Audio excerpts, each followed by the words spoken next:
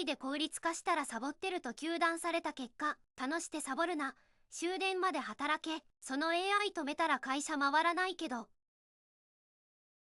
俺は29歳のデータサイエンティスト。中堅 IT 企業で働いている。主な仕事はデータ分析とレポート作成。でも正直言って毎日同じような作業の繰り返しで、毎日4時間もかけて Excel でレポート作ってた。このまま一生同じ作業を繰り返すのかって思ったら、さすがにこれは効率化しないとダメだと思った。わかるわ。4時間は地獄だな。そこで俺は Python で自動レポート生成ツールを作った。機械学習を使ってデータを分析して、自動でグラフを作成して、レポートを PDF 形式で出力するシステム。これが大成功でさ、Excel の複雑な関数も自動で組んでくれるし、データの整合性チェックも完璧。グラフも見やすく自動生成してくれる。今まで4時間かかってた作業が10分で終わるようになった。しかもミスもほぼゼロになった。すごっ。これは有能。さらにこのツール、他の部署の人も使えるようにしたんだ。営業部も経理部もみんな使い始めた。このツール超便利ですね。経理の作業が半分の時間で終わるようになったよ。どんどん利用者が増えていった。会社全体で使われてたのか。これは重要な伏線だな。おかげで定時で帰れるようになったし、浮いた時間で新しい技術の勉強もできるようになった。深層学習の勉強をしたり、新しいライブラリを試したり、最高の環境だと思ってたんだ。でもある日から状況が一転した。おいお前、はい、何でしょうか。最近毎日定時で帰ってるよな。はい、作業が効率化できたので。効率化？なんそれ、お前さ、楽しでサボってるだけだろ。いえ、そんなことは Python で自動化ツールを作って。Python？ なんだそれ、わけのわからないことばっか言って。Python 知らないのかよ。 IT 企業の課長なのに。俺が若い頃はな、毎日終電まで働いて頑張ってたんだ。それが社会人ってもんだろ。でも成果は出してますし。成果？そんなもん関係ないんだよ。大事なのは努力する姿勢だ。お前は楽しで給料もらってるだけじゃないか。でも業務は全てきちんと。黙れ。今日から毎日10時まで残業しろ。でもやることが。やることなんかいくらでも見つけられるだろ。Excel のマクロを全部手動に戻せ。マクロを手動に？そうだ、手で入力するんだよ。それが努力ってもんだ。アホすぎる。完全に嫌がらせじゃん。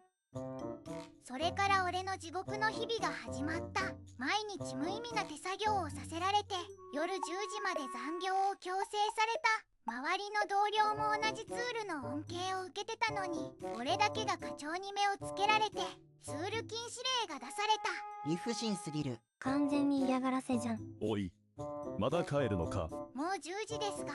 やる気ないな。お前、もっと努力する姿勢を見せろよ。毎日深夜まで無意味な手作業。Excel に数字を一つ一つ入力して、計算式も全部手動で組んで、グラフも一つ一つ作成する。これは地獄だわ。時間の無駄すぎる。効率化のために作ったツールは使えない。課長からは毎日嫌味を言われる。正直もう限界だった。でもこの話にはまだ続きがある。お前が使ってるそのツールだけどな。はい。今日から使用禁止だ。なぜですか？そんな怪しいツール使われたら、セキュリティ上問題があるだろ。セキュリティは問題ありません。社内サーバーで動いてますし。うるさい。そもそもお前が勝手に作ったもんだろ。俺に許可取ったか。それは取ってませんが。だったら今すぐ削除しろ。理不尽すぎる。完全に嫌がらせ。仕方なくツールを削除した。また4時間かけてレポートを作る日々に戻った。でもそれだけじゃなかった。イッチさん、ちょっといいですか？どうした？実は俺もイッチさんのツール使わせてもらってて。そうなの？はい、それで作業がすごく楽になってたんですけど、今は全部手作業に戻って、もう限界です。俺も使ってました。俺もです。あれがないと仕事が終わりません。営業部も困ってます。経理も月次レポートが出せなくなりました。人事部でも使ってたんです。みんな使ってたのか。イッチさんのツール、もう社内の標準ツールみたいになってたんですよ。これは伏線回収きたな。会社全体が依存してたのか。実は俺のツールはチーム全員が使ってたらしい。でも課長はそんなこと知らない。これはやばいことになりそう。チーム全滅じゃん。おいお前ら、なんでレポートの提出が遅れてるんだ。それが手作業だと時間がかかって。言い訳するな。お前らの努力が足りないだけだ。もっと残業してでも終わらせろ。チーム全体の生産性が急落した。みんな毎日深夜まで残業する羽目になった。もう体力の限界です。このままだと倒れそう。営業の数字も落ちてきました。これは会社がやばいな。全部課長のせいじゃん。でも課長の攻撃はまだ終わらなかった。お前のせいでチームの雰囲気が悪くなった。お前が変なツール作ったせいでみんなが楽することを覚えてしまった。だから今みんな苦労してるんだ。でもツールを禁止したのは。黙れ。お前は来月から降格だ。降格ですか？そうだ。給料も 20% 減額。嫌ならやめてもいいぞ。その日は家に帰ってから寝られなかった。何のために頑張って効率化したのか。もう転職しようかとも思った。でも次の日、状況が一転する出来事が起こった。出社すると会社が大騒ぎになっていた。経営会議の資料がまだできてない。月次決算の数字が全然まとまらない。手作業じゃとても今日中に終わらない。売上レポートが間に合いません。クライアントへの提出期限が今日なのに。人事の採用レポートも出せてません。何が起こってるんだ？イッチさん、大変なんです。実は経営会議の資料もイッチさんのツールで自動生成されてたんです。そうなの？売上分析も予算管理も全部あのツールに頼ってました。つまり俺のツールが会社全体の経営管理を支えていたってことか。これはやばい。完全に会社の根幹じゃん。課長、一体どうなってるんだ。それがその経営会議は30分後だぞ。資料がないとどうやって意思決定するんだ。申し訳ございません。なぜこんなことになった。それが部下が勝手に作ったツールをセキュリティの問題で削除させまして。何？そのツールがないと会社が回らないだろう。でもセキュリティが。どこにセキュリティの問題があるんだ。社内サーバーで動いてるんだろ。それに私も毎月使ってたぞ。あれがないと経営判断できないんだ。社長も使ってたのか。完全に会社の基幹システムじゃん。それはそうですが。そのツールを作った社員はどこだ。あそこに。君、今すぐツールを復活できるか。はい、可能です。バックアップは取ってあるので。本当か。助かる。ただし4つの条件があります。逆転の時間だ。イッチ完全に主導権握ってる。言ってみてくれ。1つ目、 AI 推進室長に昇進。室長に。はい、専門部署を立ち上げてください。2つ目、年収を現在の 1.5 倍に。3つ目、課長からの公式謝罪。4つ目、このツールを正式に会社のシステムとして採用。そして今後このツールに関する権限は全て俺に委ねる。これが俺の条件です。ふざけるな。そんな条件。お前はただの平社員だろ。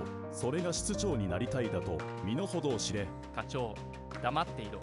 すべての条件を承諾する。ありがとうございます。それでは今からツールを復旧します。課長、君はこの件の責任を取ってもらう。今月いっぱいで降格だ。係長に戻る。そんな。そして今ここで彼に謝罪しなさい。申し訳ございませんでした。承知しました。ちなみにそのツールがないと会社は回りませんからね。これからもよろしくお願いします。こうして俺は完全勝利を収めた。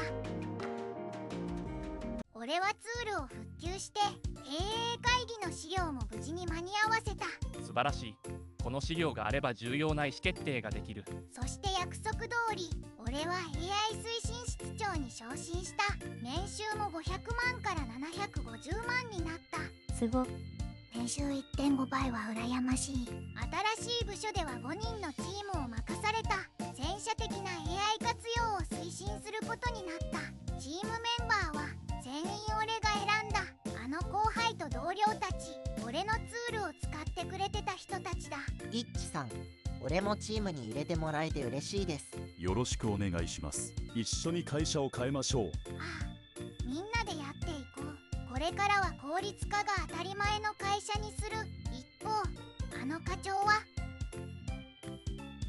元課長、これコピーお願いします。はい、あと資料整理もお願いね。